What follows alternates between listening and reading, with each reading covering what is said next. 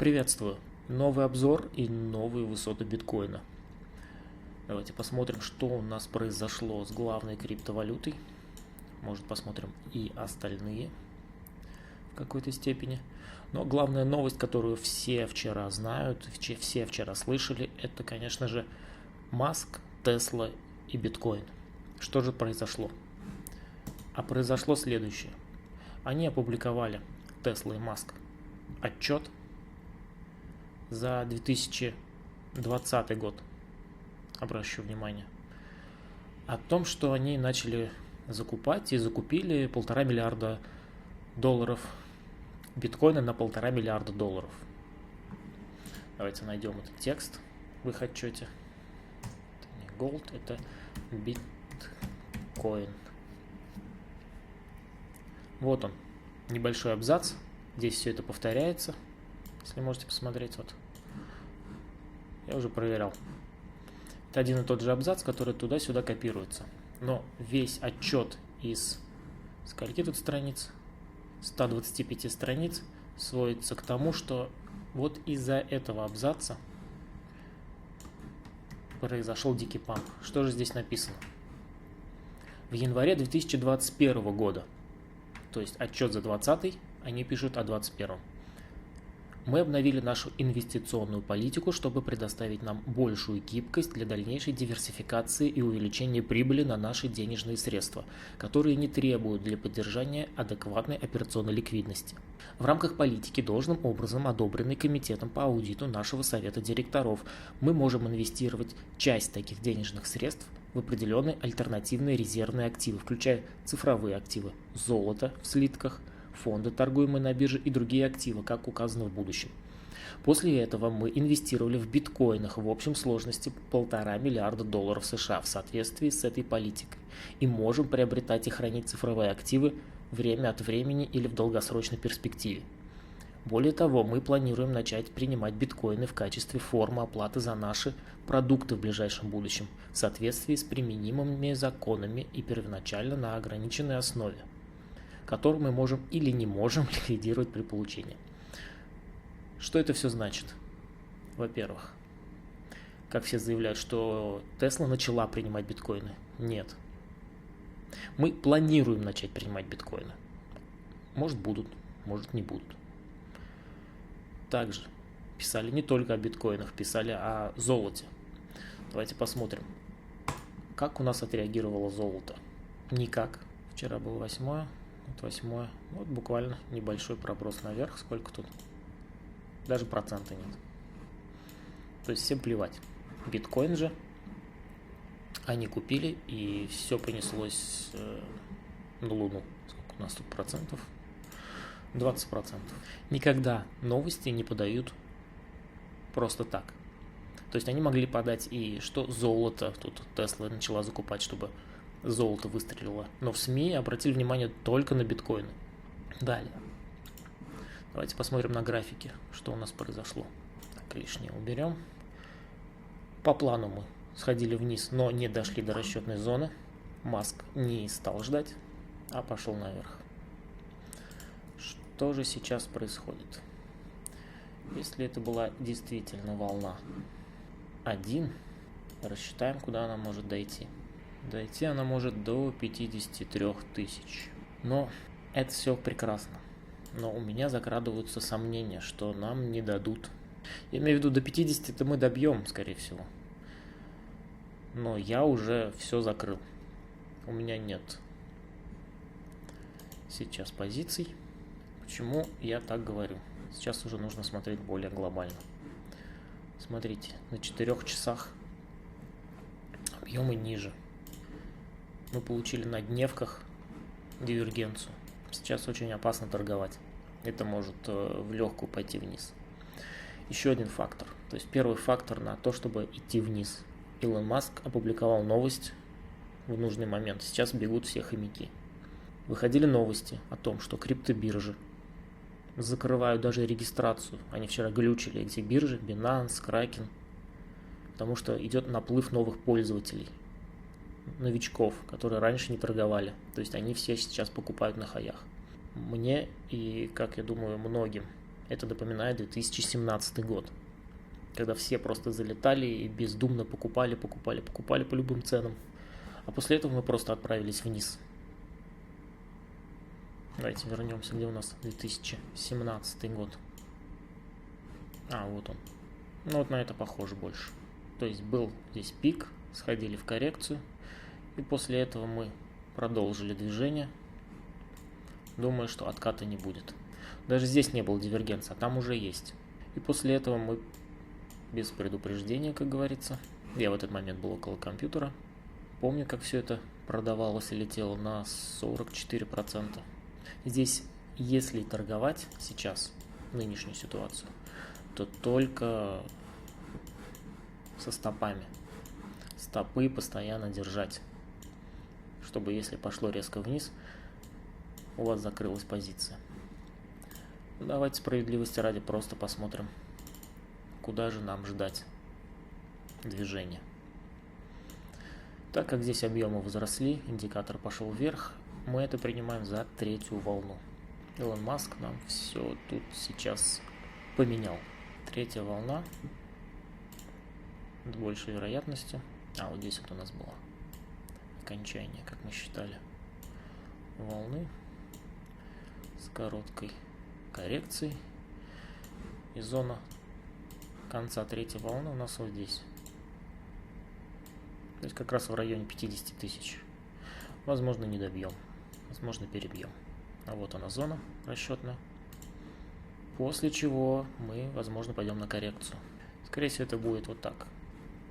Мы сюда придем, потом оттестируем вот этот уровень пробитый четвертой волной и полетим выше наверх. И все подумают, что это уже точно to the moon, но мы завершим пятую волну и отправимся вниз. Не думаю, что будет 100 тысяч, как многие прогнозируют. Возможно, и будет, но пока смотрим ближайшее будущее. Я нарисую свой обновленный прогноз. Наверх мы сходили по прошлому прогнозу. Сейчас я думаю, что мы еще дадим заброс вверх, зацепим эту зону и направимся вниз. Далее. Давайте глянем эфир. По эфиру практически так, как мы и нарисовали. Здесь каких-либо изменений не наблюдается. Также дивергенция на объемах, на индикаторе. Думаю, пойдем в коррекцию. Прогноз я менять не буду, так как на это нет никаких оснований. Ripple. Ripple также у нас все по прогнозу. 1, 2, 3. Ну, тут сюда мы растянули 4. Сюда мы дошли 5. Так, мы обновили здесь лой, поэтому расчетную зону нужно пересчитать. Расчетная зона у нас снизилась вниз и вниз. Но мы как раз ее и цепанули. Тоже велика вероятность, что пойдем пониже. Думаю, направимся вниз от этого уровня. Далее Dash. Дали заброс вверх, сходили в зону коррекции расчетную. Все нормально. Прогноз отработал. Здесь у нас расчетная четвертая волна. И мы идем в пятую волну. Куда она у нас приведет? Предположительно. Предположительно она у нас эта зона. И мы практически уже возле нее. То есть также есть вероятность пойти вниз, если биткоин полетит. Думаю, так. Пойдем пониже. Дальше ADA. ADA здесь вообще мутно. Я и в прошлый раз не брал ее, потому что здесь какие-то пампы идут. Для интереса можете на Reddit почитать, в Телеграме группы есть, где пиарят и пампят ADA. Вниз мы не пошли. Прогноз мой не сбылся. Давайте посмотрим, что здесь более глобально. Ну, глобально тут просто идем наверх. Объемы растут, все наверх идет бодро. Но это третья волна, как вы понимаете, наверное. Здесь даже можно не мерить, здесь уже все, что возможно, пробили. Здесь просто летим, здесь никаких ориентиров, ничего, просто летим наверх. Могу показать зону коррекции, куда ожидается. Но давайте 4 часа глянем. Здесь даже дивергенции нет. Я думаю, мы выше пойдем. Здесь как-то все очень бодро. Если либо мы камнем вниз полетим, без всяких дивергенций и признаков на разворот, по мне так наверх. Цель обозначить не могу, здесь цели не ясно. Здесь слишком... Что-то не туда нажал. Здесь слишком все растянуто. Да, надо долго промерять. Давайте дальше. Рубль у нас укрепляется. Все потому, что нефть растет. Здесь получается, что вот эти волны-то точно уже неправильные. Скорее всего, прогноз на лонг также актуален. Пойти наверх. Расчетная зона все та же. Просто думаю от более нижних уровней. Но пока тренд нисходящий. Если кто-то еще не купил, покупать пока не надо. Пока у нас график смотрит на укрепление рубля. Стоп по-прежнему вот здесь. Пока не пробили вот этот уровень, вот этот стоп красный. Лонговый сценарий глобально. Но локально пока вниз. Я по-прежнему рубли держу. Они у меня на долгосрок. Исторически рубль у нас всегда падает. Прогноз менять не буду. Трон просили. Как и Аду тоже просили. Но она тоже мутная. Видите, я тоже думал забросит и вниз. Но мы пробили этот уровень, который всегда у нас в прошлый раз я отмечал. Мы его пробили. И у нас какие сейчас варианты? Либо, как вот здесь и все предыдущие разы, мы просто пойдем вниз под этот уровень торговаться. Ну, либо опять-таки вниз, оттестируем его и пойдем наверх. В любом случае, давайте посмотрим поближе, что у нас тут. Объемы низкие, но индикатор прет вверх. Что у нас на часовиках? На часовиках также мы прем наверх. И, скорее всего, также и продолжим. Что-то этот тренд и не собирается заканчиваться. Немного думаю, что дадим еще наверх. Но по волнам здесь... Сейчас посмотрим, что можно здесь по волнам. Ну, я бы не торговал. Это хаи. Непонятно, куда идет. Ориентиров очень мало. Ну, ориентиры вот пик. Сюда можем и дойти. One inch просили. Ну, one inch. Прошлый прогноз. Ожидал расчетную зону. Но мы продолжили движение наверх. Так, давайте посмотрим расчетную зону. Получается, мы поменяли. И она у нас как раз вот здесь и зацепилась. То есть, по сути, мы сходили в отмеченную зону коррекции. Смотрим на характер движения. Здесь тройки какие-то идут. А мы пятерку пока еще не дорисовали. Ну, либо вот это была коррекция четвертая. Как раз таки. Без похода вниз. Более.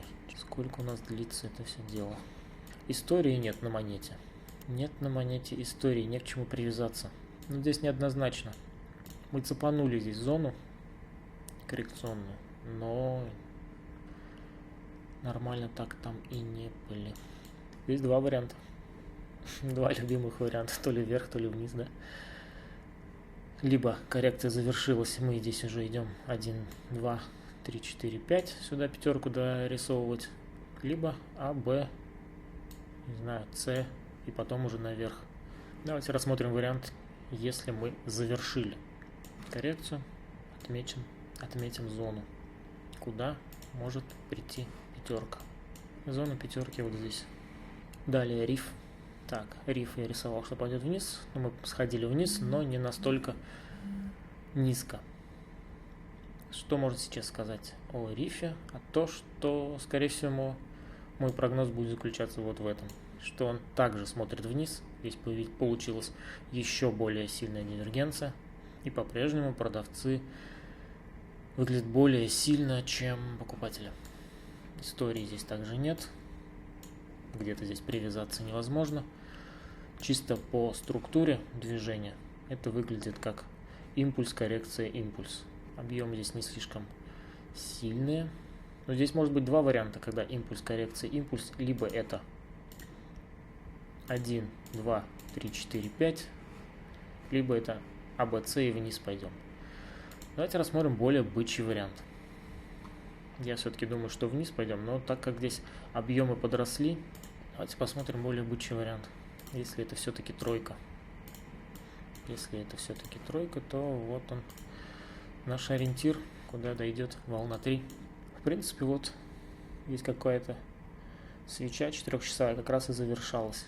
Вполне возможно, сюда и дойдем. Опять-таки два варианта. Либо вверх, либо вниз. Страхуйте стопами.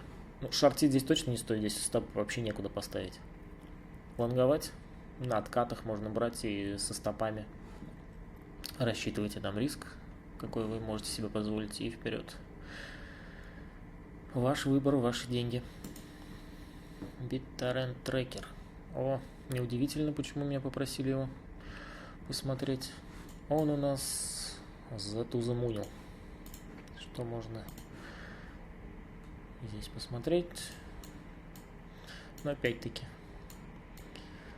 признаки третьей волны: увеличенные объемы, повышение индикатора. А это значит, если это третья, то это первая, это вторая, это третья. Вот здесь вот явный импульс. Нет никаких дивергенций, объем явно выше. И это более подходящая волна, более подходящий рост для третьей волны. Все уровни мы прошили здесь, ближайшие. Входить здесь или не входить однозначно очень рискованно. Предыдущие пики, все уровни прошили. Лететь вниз есть куда. Но это больше похоже на третью волну, поэтому вот так. Здесь пока растем. Объемы, кстати, ниже. Объемы снижаются. Рост идет. Давайте нарисую, куда. В случае чего мы сходим на коррекцию, если выше не пойдем. Коррекционная зона, куда мы будем стремиться на коррекцию. Хотя вот сюда можно вполне добить до предыдущего хая. Дальше еще одна монетка. Юфи какой-то. Что за зверь такой Юфи? Юфи не хочет со всеми расти, да? Всех тузамун. Хотя нет, здесь больше тройка. Здесь больше тройка. Тройки какие-то. Но здесь лонговать это не стоит. Ну, на долгосрок ждать тузамуна какого-то. На краткосрок, пожалуйста. Сколько здесь? Вон, ближайший. Максимум 10% можно спокойно брать. Здесь вот, по-моему, был. Здесь вот была коррекция.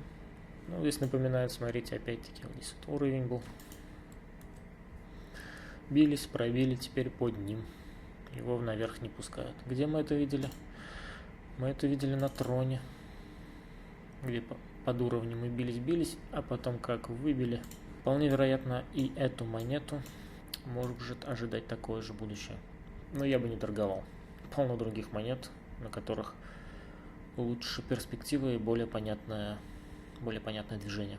Что сейчас можно сказать напоследок? Рынок на хаях, залетают хомяки. Если вы привыкли торговать более надежно, то сейчас стоит подождать. Если вы любите ставочки и казино, то, пожалуйста, залетайте на хаях, рискуйте, возможно, станете миллионерами, возможно, останетесь без штанов. Ваш выбор. Но здесь пока все очень на тоненького.